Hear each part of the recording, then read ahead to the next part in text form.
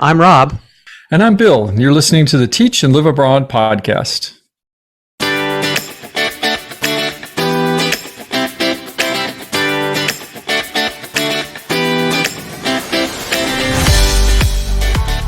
And welcome everyone to the Teach and Live Abroad podcast, where we delve into, chat, and discuss all things teaching and living abroad.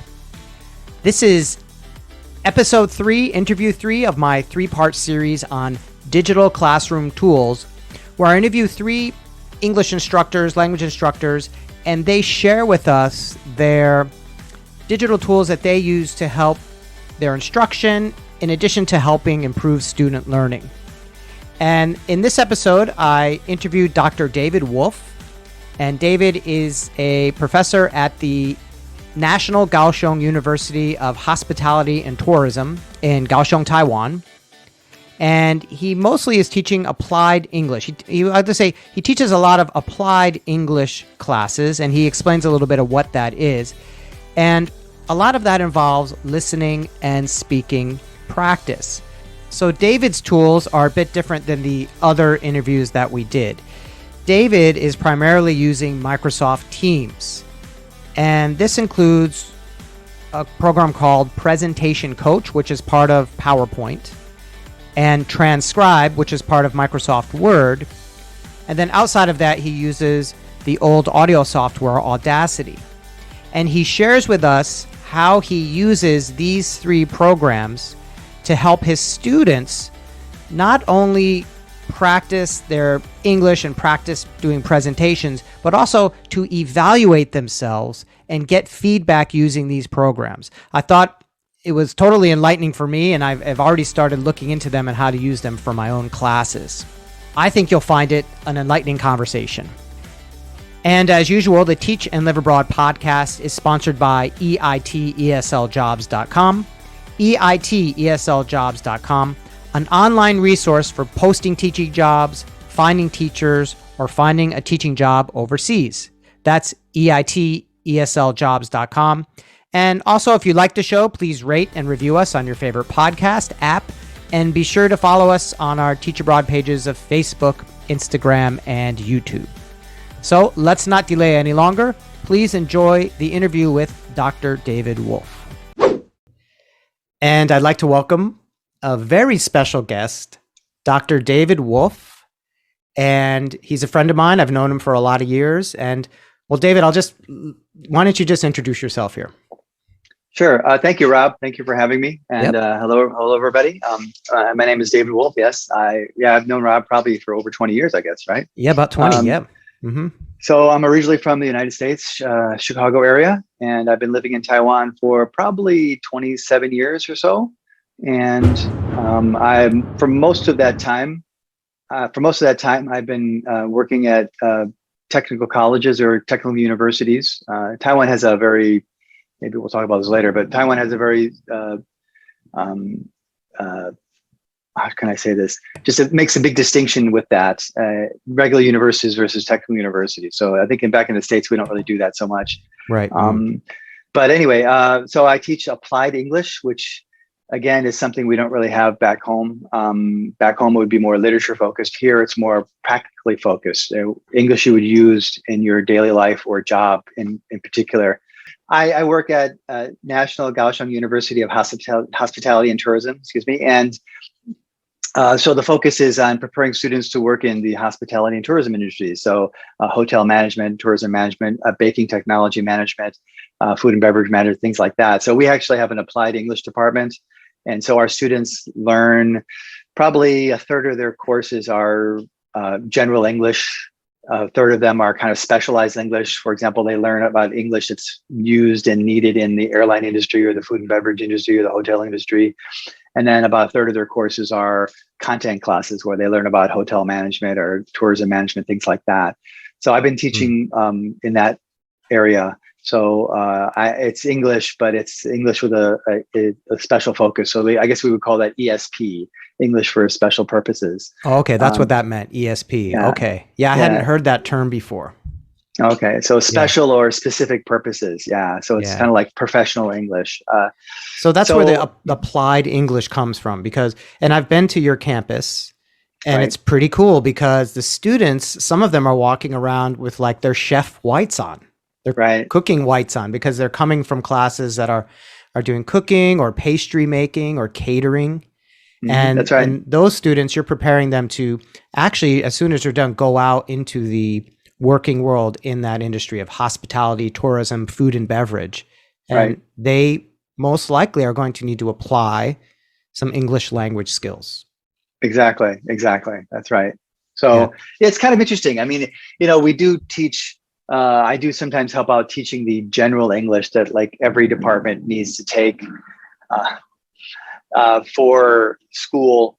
And I don't mind that because I like meeting the other students from other departments. But yeah, that we in our department we focus more on specialized things. So like for example, this semester I'm teaching a class on airline English. So we're teaching English that the students would need and use in as a ground staff or a flight attendant, things like that. Yeah.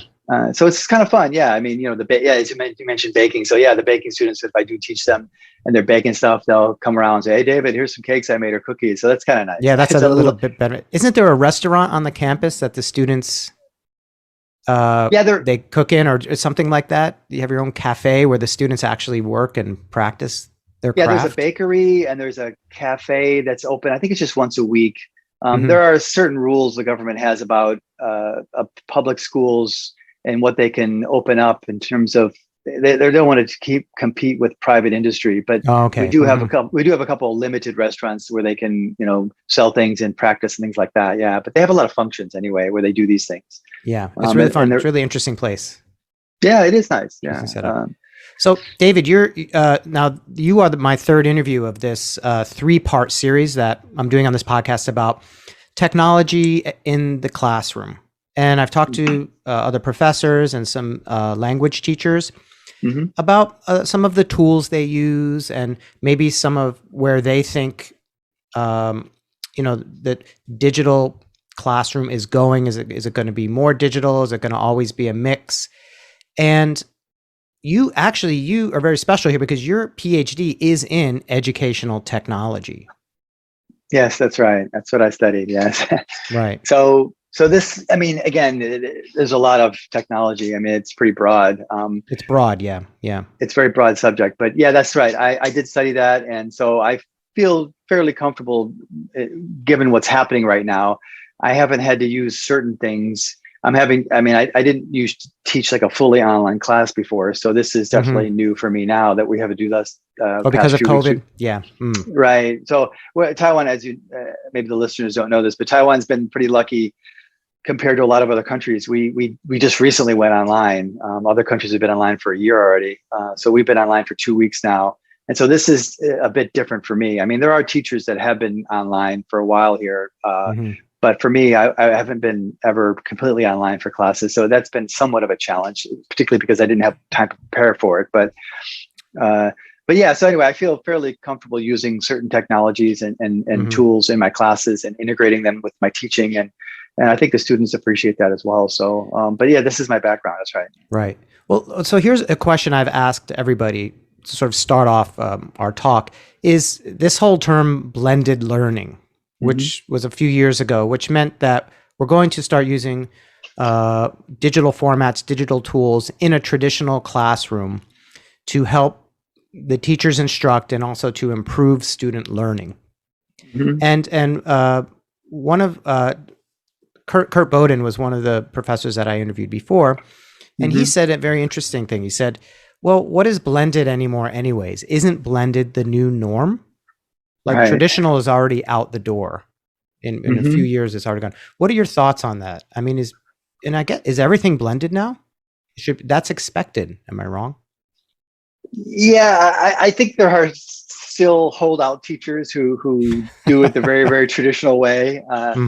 But I think most teachers nowadays, certainly most teachers, that have been in the field just more recently, are definitely taking advantage of blended learning. That's right, and digitalization of resources and tools and things like that. So, I think each school is different. Each department is different. Our school certainly encourages it. They have training sessions on how to use digital tools and to promote blended learning, as it were. And it's up to the teachers whether or not they want to do that. I mean, I do that. I do know teachers that are very traditional. They just basically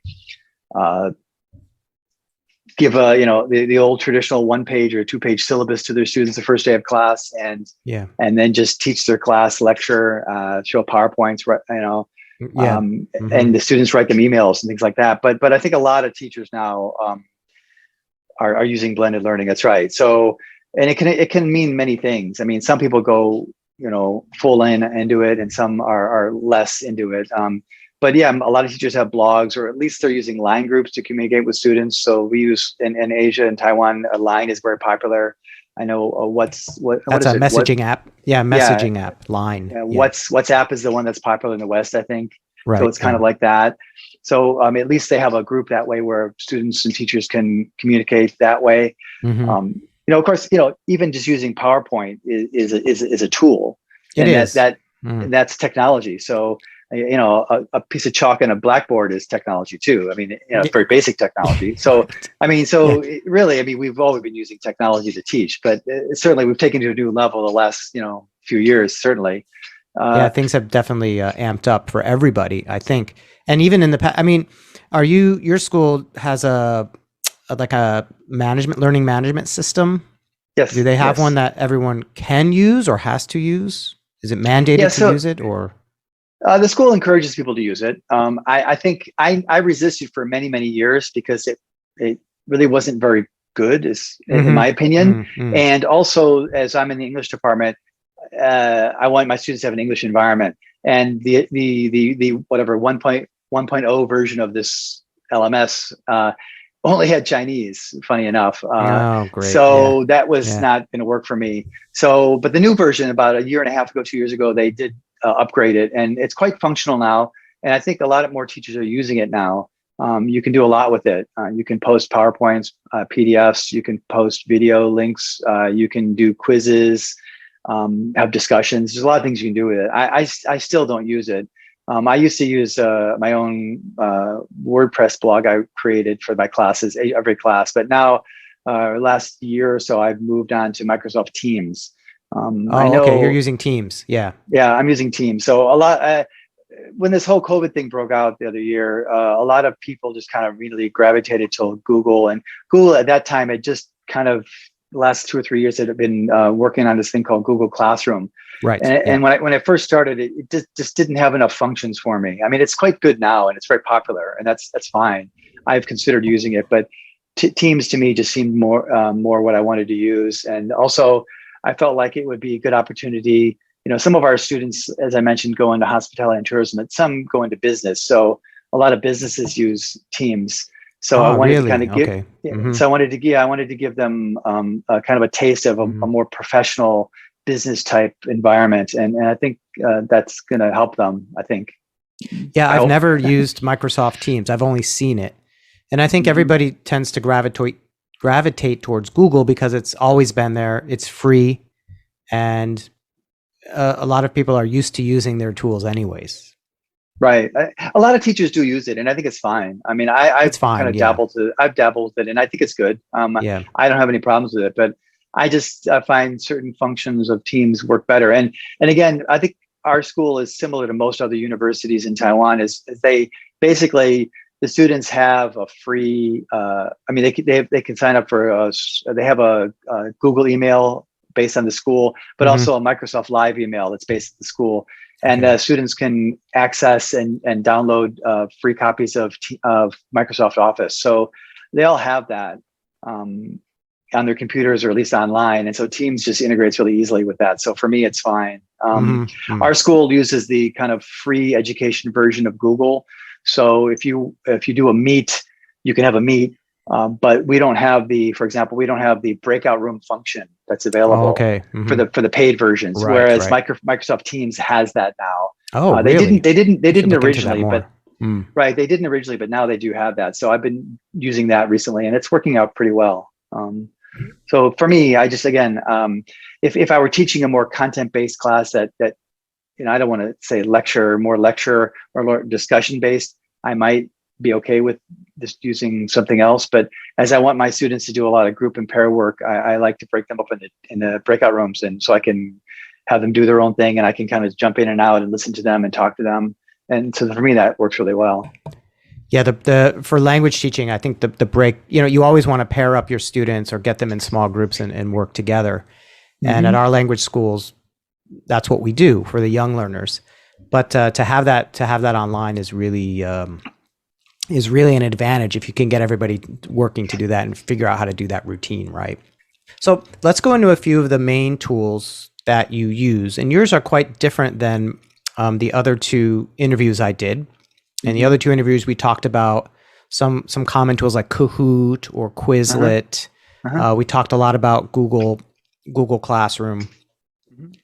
Lyrics training. I don't know if you know that one. No, I don't. No. Yep. So, but yours are different here. Yours are unique. And why don't we start off the presentation coach? Yeah. Sure. What is that all about? And what is it? And how do you use it in your university classroom? All right. So again, I teach more conversation-focused classes. Okay. Where I'm wanting the students to produce things and be active, and also to kind of train them in their public speaking and presentation skills or discussion leading skills, things like that. So PowerPoint is a long-standing product that a lot of teachers use for presentations. Again, Google has something too, which is fine. But I think it must have been last year sometime. The PowerPoint added a function to the online version, and it's called Presentation Coach. And I found that very interesting because again, like I say, I will ask my students to present in class, present on a topic. So for example, in this semester's class, I'm going to have a group of 2 students introduce an airline. And then other groups will be introducing an airport, things like that. So they have to get up in front of the class and do a presentation. Now, they can use a PowerPoint, they can use Google, whatever they want to use, or they can use a PDF file when they come up in front of the class to present. But I've always been somewhat concerned about students practicing enough.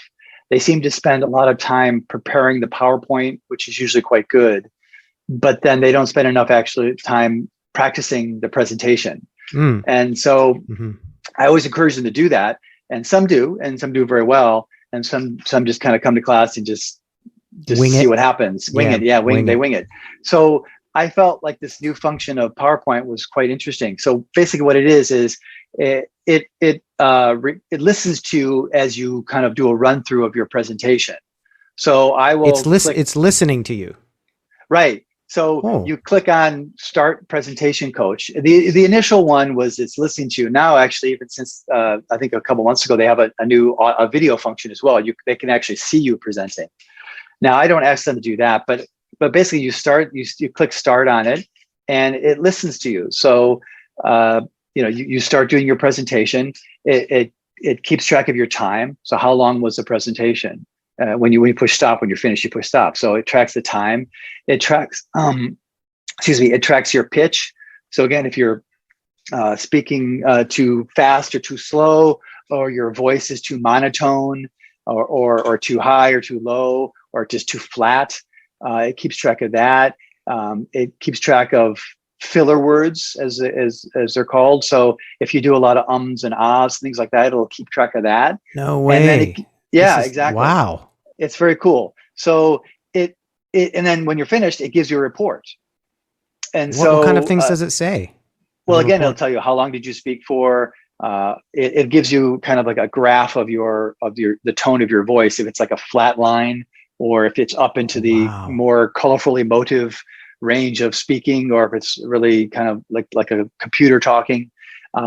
Again, if you spoke too quickly or too slowly, it'll tell you if you had a problem repeating words, or again, the ums and the ahs, things like that, which traditionally I have a problem it'll with that, actually say you did 5 ahs, or you did 20 ums. Will it say it that clearly, or? I haven't used it. I mean, again, these things are developing. Initially, it didn't do that. Now it might. I'm not sure. I haven't used it in a month or so. So I did it a few months ago with students, and I don't think at that point it had that specific account, but it listed the things that you had problems with, like I said, try to cut down on your ums, try to cut down on your ahs, try to cut down on your repetition, things like that. Now it may actually count them. I'm not sure. I haven't used it in a month or two because these things are quickly developing, right? But it'll give you a report on that. And so again, what I'll do is I'll give this as an assignment on my team's site, and then I'll say, okay, upload your PowerPoints that you're going to present in class, and then also when you finish looking at your report for practice, take a screenshot or a photo or whatever of the report that the presentation coach gives you, because it emails it to you when you're finished, and then post it to online so we can see it. And then they'll come to class the next week or the 2 weeks later, whatever, and they'll do their presentation. And then, I'll time them, and I'll of course be taking notes, and I'll be paying attention to whether they're speaking in a monotone voice or have some emotion, if they're doing a lot of ums and ahs, things like that. And then we'll also compare that and discuss, for example, I've found that a lot of students, their presentations in class tend to be a lot longer than their presentations when they did the presentation coach, which at first might seem strange, but it's really not, because when you're doing the practice, you're kind of looking at your computer and you're just talking from your script or reading from your script or your your outline notes. Whereas when you do it in class, you can't. You have to kind of remember what you're saying. Also, the students might be switching places on the floor. One person's controlling and moving the slides forward and whatnot. So we discuss these kind of things and what happened. And the students seem to be pretty happy with that. And they thought that it was quite useful. I mean, obviously you can always keep track of the time with your phone. That's pretty basic. But again, the tone of your voice and your ums and ahs and things like that, you can't really do that. Right in my head, this is some kind of AI technology program, isn't it? It's in the nascent stages for this particular program. That's right. So I think it's pretty cool. And now, again, since the last time I did this project with them in earlier this year, they've added a video function. So again, you could, stand back from the computer and do your presentation. Again, it keeps track of all the stuff we just talked about, but then it will also use the webcam, if you have one, to watch you and then give you feedback about your body movements. Yeah. So for example, if your hands are flying around or things like you're scratching your head, things like that, it'll talk about that. So it's pretty cool. It's pretty That useful, sounds amazing. I'm thinking for my own schools, because I teach younger learners, and often we have students come in that are doing these speech contests, English speech contests in elementary school.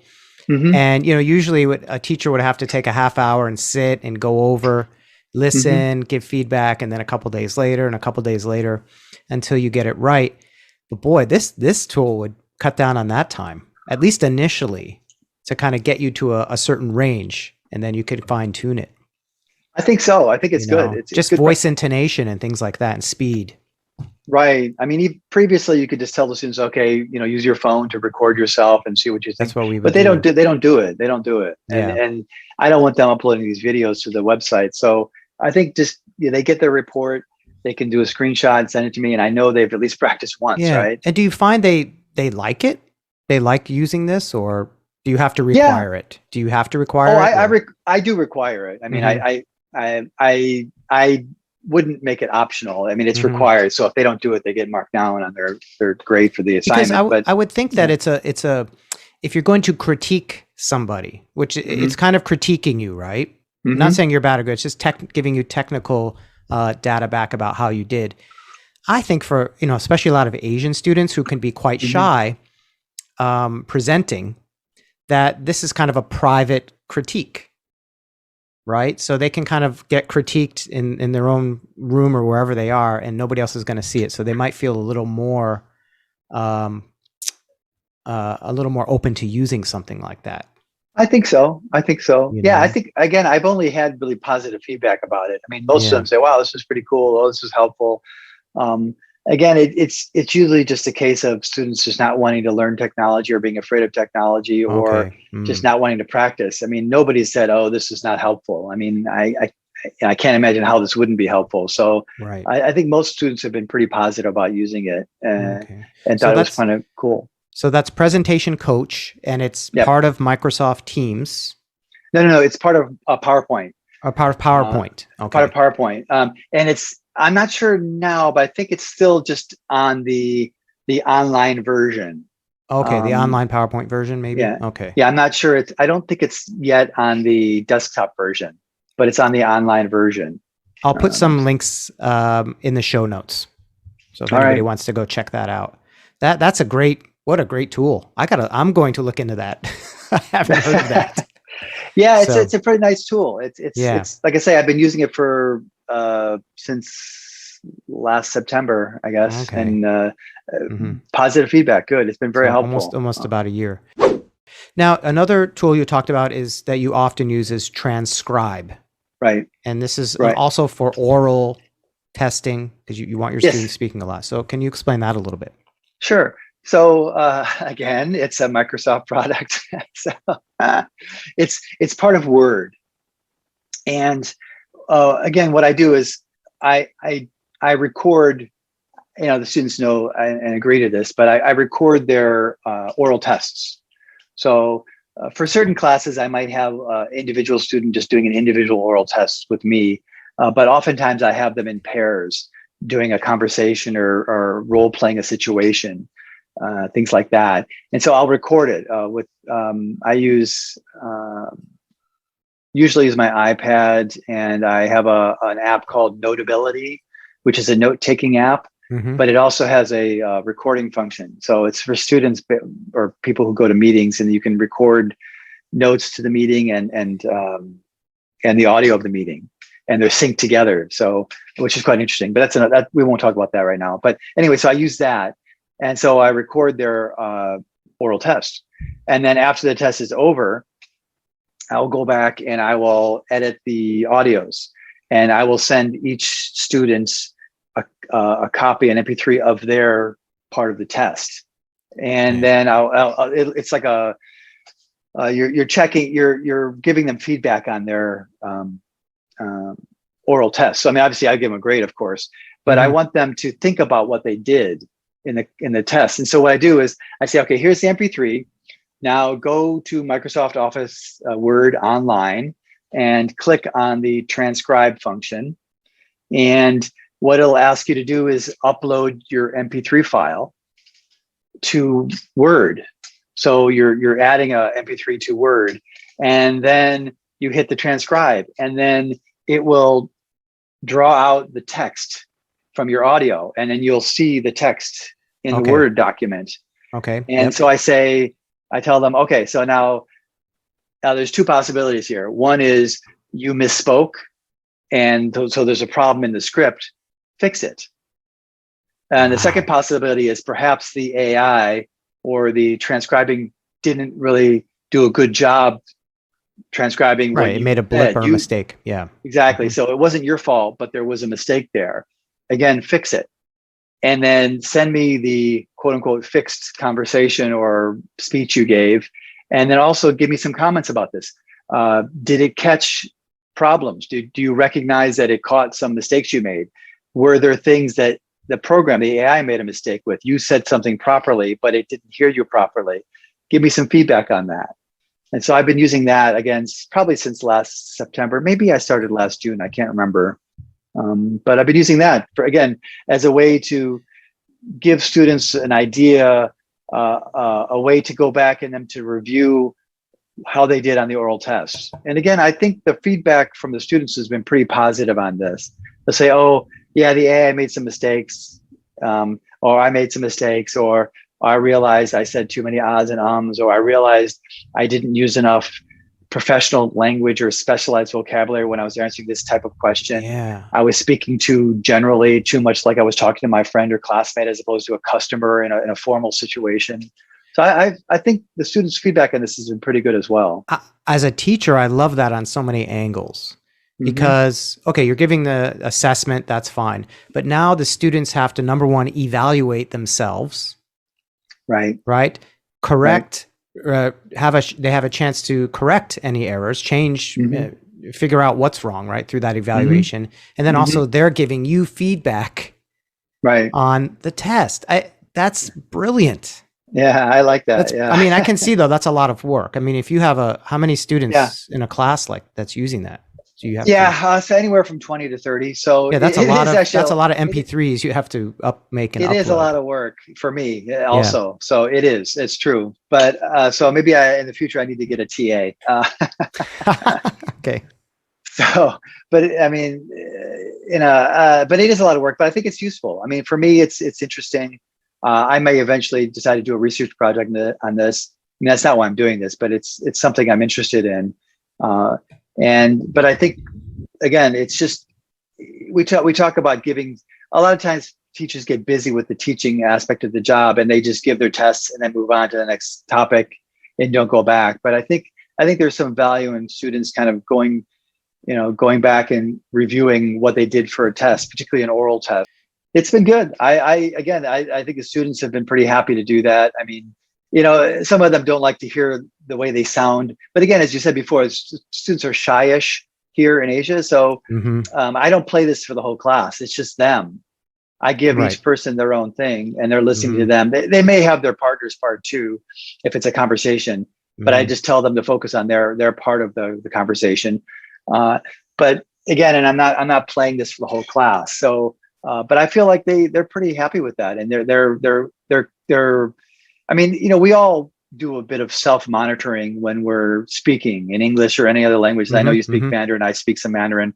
So, Hmm. I mean, there are times when you say something in Chinese and you realize, oh, I just made a mistake, and you correct yourself. But Yeah. there are times you might not catch something. So again, this is a way for students to go back and perhaps catch what they didn't catch. And if they don't, then I will, after they turn it in, I will again look at it again and say, well, you probably also missed here or here, something like that. So again, it's very time consuming for the teacher, but I feel like it's quite valuable.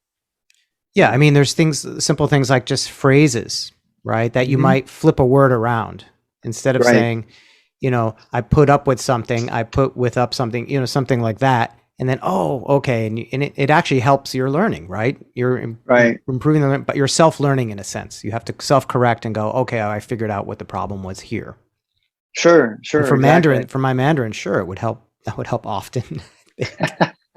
So that is amazing. I'm just sitting here thinking that, Taiwan students, it's a very traditional classroom Right. throughout junior high school and high school.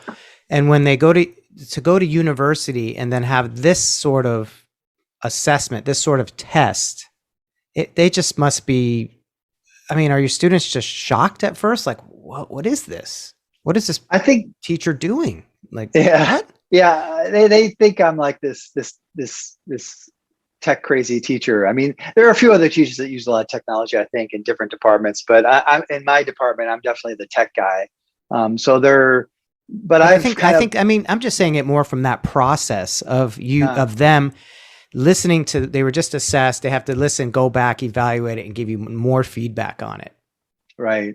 I just, Yeah, it's definitely not different many for them. people They're do not, that. Not many no, they're teachers not do used to that. that. They're not used to that. I mean, there are a few students that, again, since I'm in the English department, there are a few students that have studied English in high school more, and they've joined contests. So they've had some experience with their teachers training them for speeches and things like that. Hmm. But yeah, most students don't have that. So I think it's definitely a new experience for them. And it's, they handle it pretty well, I think. Again, some people are more self-aware. Some people are more hardworking and Hmm. care more about really working to improve themselves than others. Right. But I think all students recognize the value of it. Now, what they want to do with it is up to them. Yeah, But and I think I think you're raising the floor there too. So you're bringing everybody up to this standard of like, look, I want you to evaluate and think about yourself and self improve at some level. And Mhm. some are going to do it at a high level, anyways. But some Right, who are reticent to do it are going to be like, no, okay, I'll at least do a little bit to the right. standard that That's you right. want, right? Right. That's Oh, I right. love that. I love that. I'm writing Thanks. that down.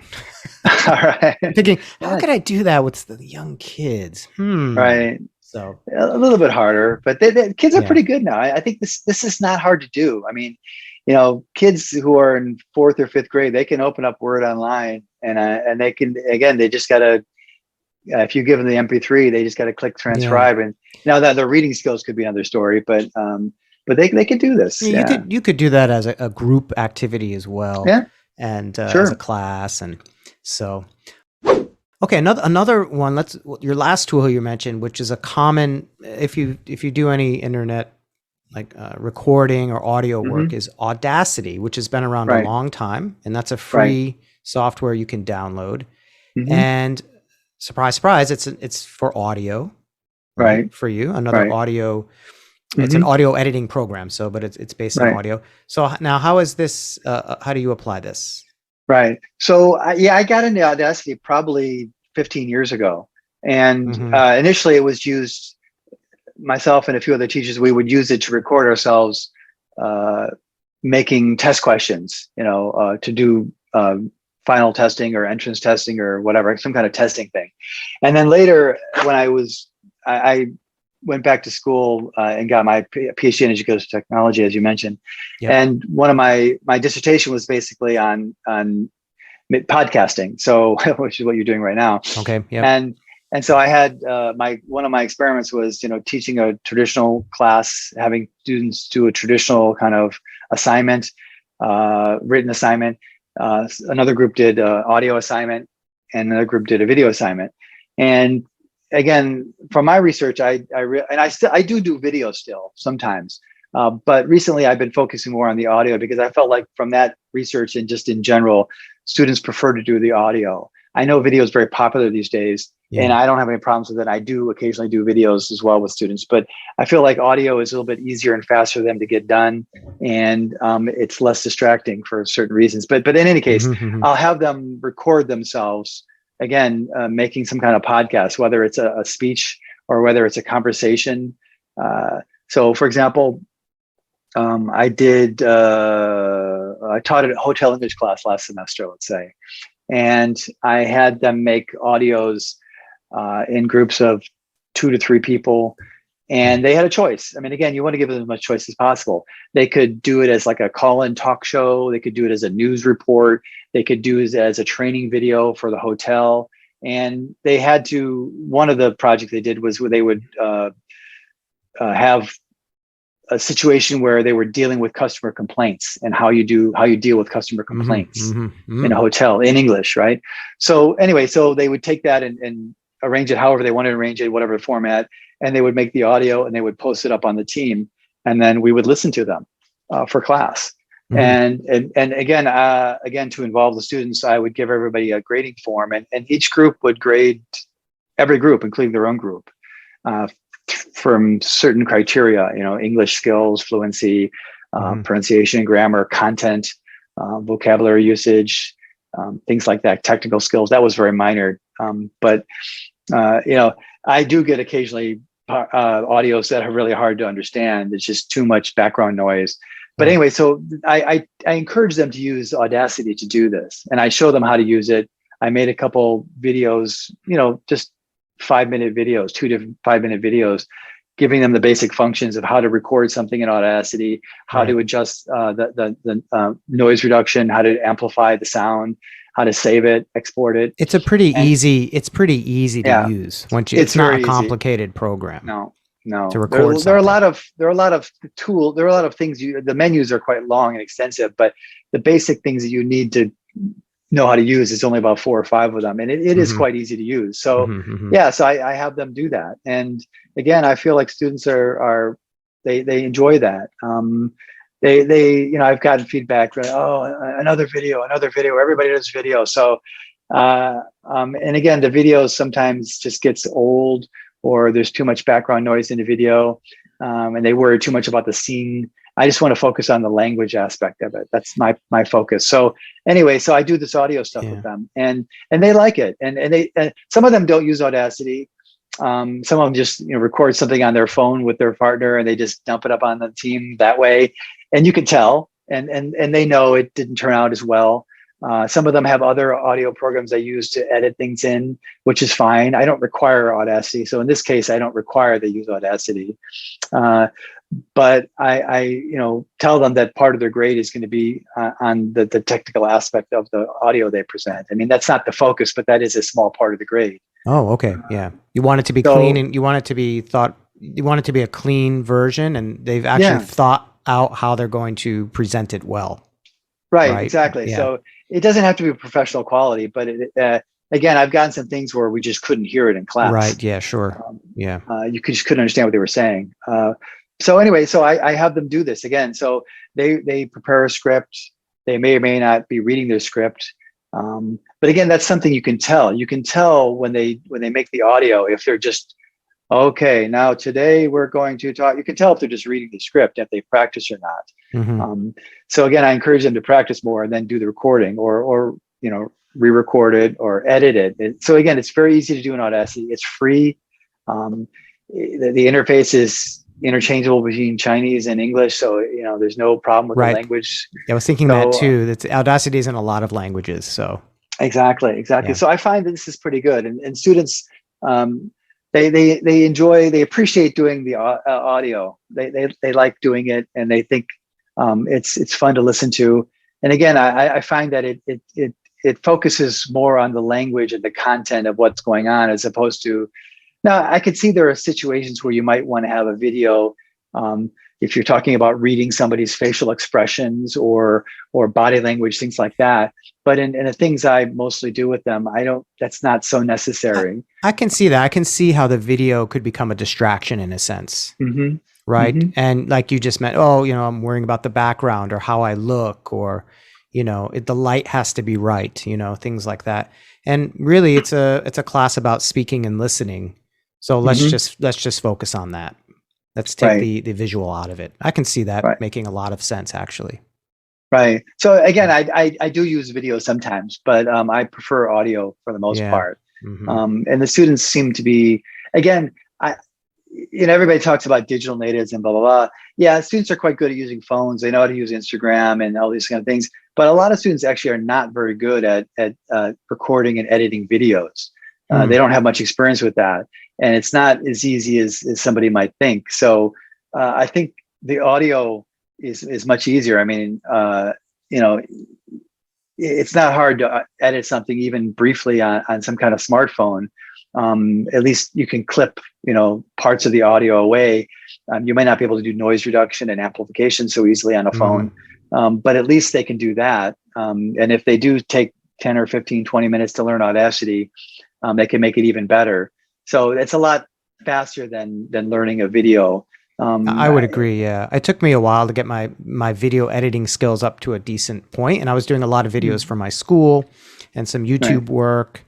And, and you can use these cell phone ones, but the free ones have watermarks on them and they're so small for me. It's like, I can't see. And maybe, but so I want to use my PC, right? I can be more detailed, but then usually you have to buy the good ones. They cost money. I mean, I'm just sitting here like, wow, these are just kind of simple tools, but as a teacher, as an instructor, these can be utilized so well to enhance student learning. Period. And it's reaching your goals for your particular classes, which are speaking and listening. Exactly. Really great stuff. Great stuff. Yeah, I try to keep it simple as much as I can. I mean, I do use other tools. I mean, you mentioned Kahoot earlier, and I do use that occasionally. And there's another one I use that's somewhat similar. It's called Socrative, which I like. I do that sometimes for like quick quizzes. But those are more like in class, right at the moment. And what I like about this is these are tools that students need to they need to do the work, and then there's feedback after. I keep bringing this up. There is evaluation and feedback after the fact, which is really great. As a teacher, that's what you want.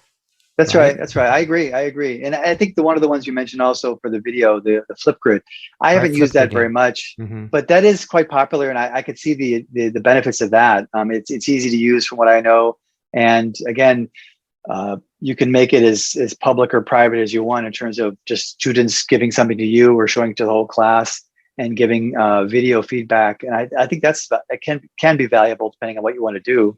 So like you say, these kind of out of class tools that students can use to get more practice or get feedback. It's quite nice. There's a lot happening in the world. There's so much out there, right? But and I guess what we can wrap up with this, I mean, this is the question I've been asking everybody.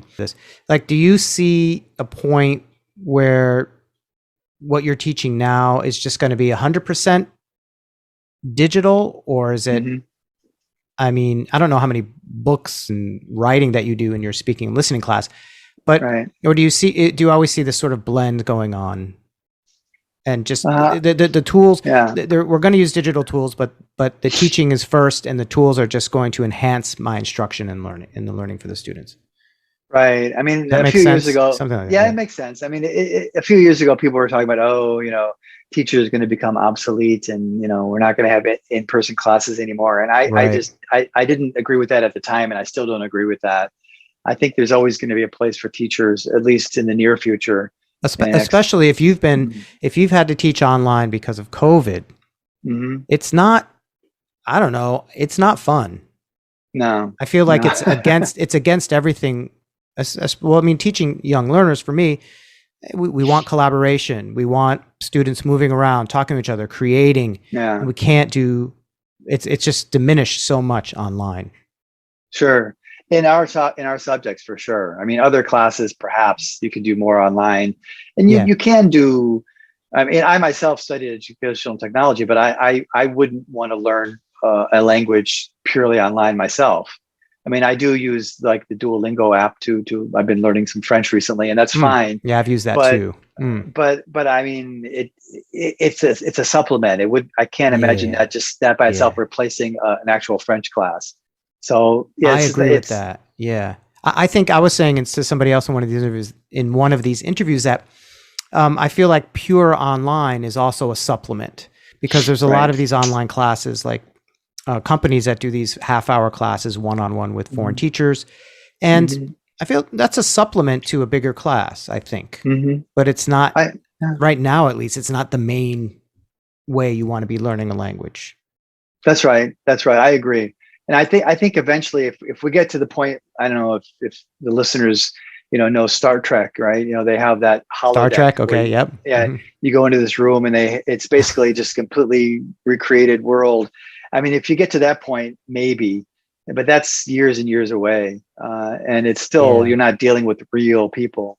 So I just don't see it happening anytime soon. I'm hoping we can get back to the in-person classes sooner rather than later. I mean, by Me September, too. certainly. Yeah, me So, too.